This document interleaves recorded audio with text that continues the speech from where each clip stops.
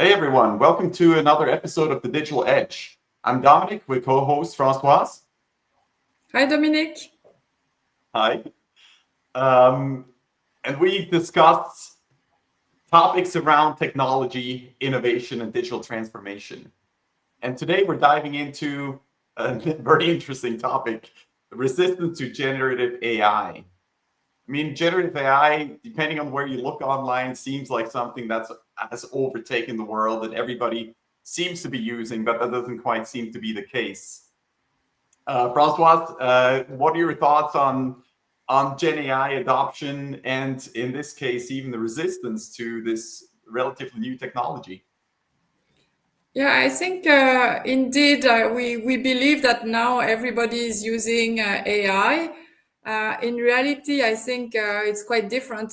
I'm not talking about ChatGPT that everybody uses, and even as we saw before in the UK, 50% of employees are using ChatGPT without the knowledge of their employer.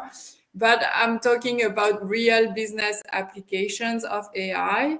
And I think, yes, there is definitely resistance to change and resistance to adoption of AI. Many factors.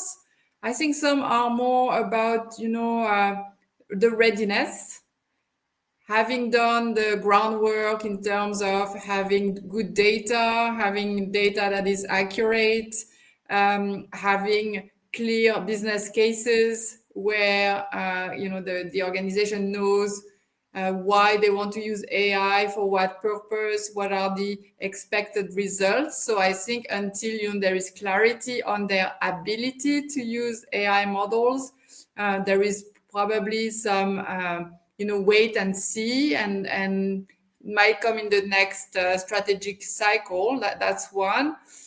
But also I see other factors like legal and compliance. Our friends that are usually very cautious in terms of protecting the organizations and those functions, they're probably reluctant to jump head first in AI models. So I think those type of factors that are slowing the adoption of AI. What have you seen on your side? Yeah, those are good points.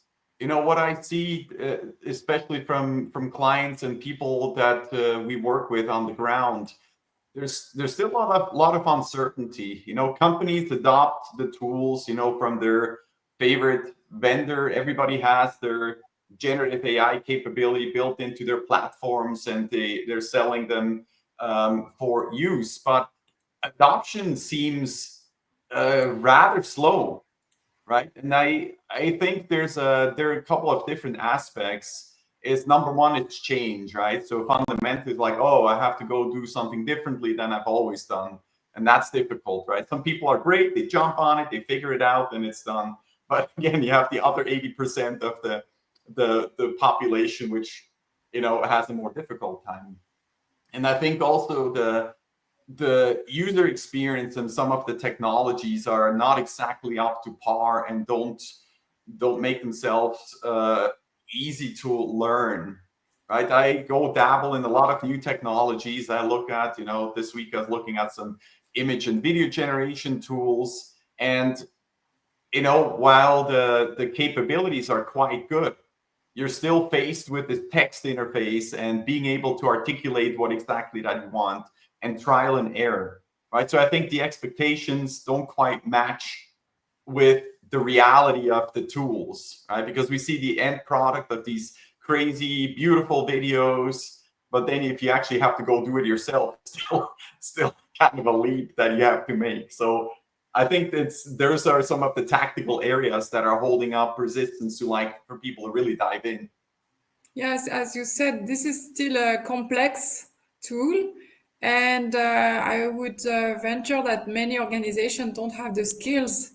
They don't have the data analysts, they don't have the data engineers, they don't have people who can really guarantee that, what they are doing in AI is secure, is safe, is Yeah, more or less accurate, yeah, is trustworthy. So you need a lot of skills people to open the lid and look what's inside and confirm that it's a, I wouldn't say no risk, but it's a safe environment to conduct AI.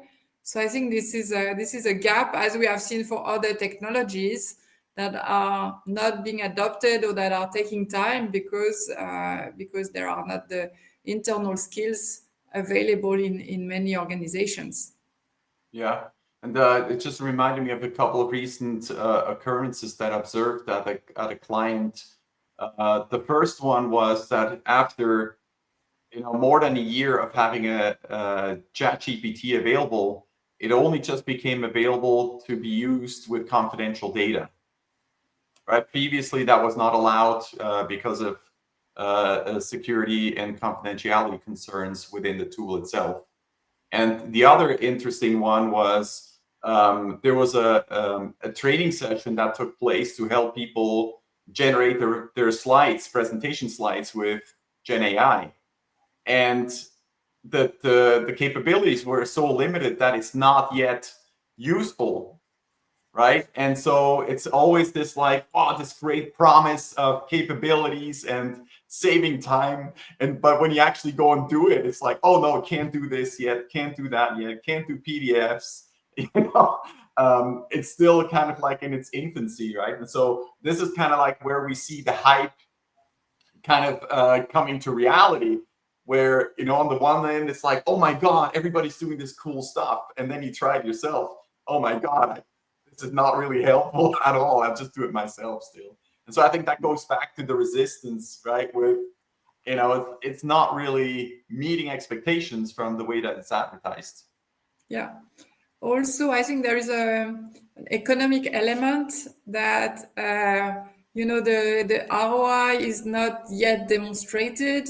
So you might pour a lot of money into developing some models. At the end, you are not sure that it will actually bring value to the organization. So there is this unpredictable return on investment that might be also a barrier from the financial side, and also some early failures of AI.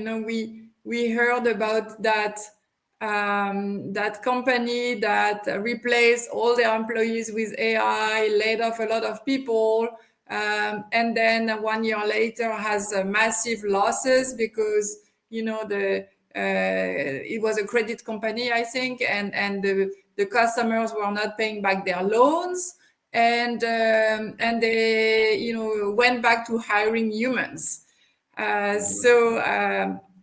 Probably an early mover that demonstrated that the value today was not there. So big mistake. Yeah. I mean, on that front, I'm always curious, and I don't know, I don't have any data on this, but I'm curious about how people are perceiving a technological advancement like Gen AI in this case, with fears of getting replaced themselves. We've seen in the news so much that no humans will be required. Everything will be done by robots and automatic and so forth. Of course, I don't believe that we're there just yet. I mean, we're super early in this AI stage because all the content is generated by inference, not through intelligence, right? But it looks like it's intelligent, and that's why I think a lot of people interpolate it with like, oh my god, we're all getting replaced in the next 6 months, which we've been saying for the past year and a half or however long, and it's still 6 months away, or who knows. Do you think there's some factor in that where people resist AI because they're worried that once they start using it, it shows that they may not be necessary anymore, or could be 3 jobs could be replaced by 1 person or something like that? Absolutely. I think, already change management is hard. And when you implement a new software or a new process, you have resistance to change. But Right. even more so when there is the risk that your job does not exist anymore. And I've already seen example. One technology company mentioned that they reduced their HR business partners from 5 to 1 because all the analysis about benchmarking and risk of losing people, all the data work was replaced by AI, and they didn't need people to do analysis anymore. They just needed people to interact with employees. So, I mean, this is already happening, that AI is replacing human, and I think that's an even a bigger factor for people not wanting to use it or to implement. Yeah. Yeah. Yeah, I mean, it would make sense, right? Because in some cases, right, people are not comfortable with exposing themselves, that their work may not be as valuable anymore as it used to be with the additional tools that are available. Mm-hmm. Yeah, so I think, obviously AI is here to stay and it's not going to go away.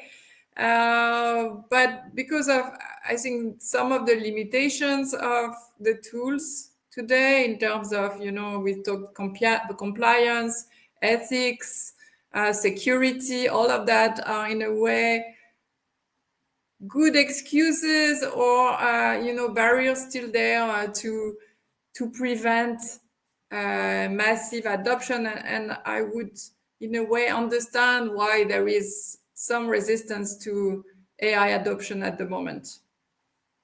Yeah, and I also think that hopefully we'll get past the point of the straight up hype where everybody will be replaced from their jobs by looking at opportunities that are being created as a result, right? Because I highly doubt that everybody will just disappear. There's always the human element that's still required to drive some of the work that happens. But I'm very curious about these opportunities that open up as a result, right? That we didn't have before, that will be created now, and it will become less of a fight or a resistance, more than an embrace to allow this change to happen, right? And creating these opportunities for future generations as well. I guess we are just seeing what has been the case for any new practice, any innovation, where you have the early adopters and the followers and the laggards dragging their feet. I think we are in the same type of curve that we have seen for other technologies. Yeah, otherwise we might still be on horse and wagon. Exactly.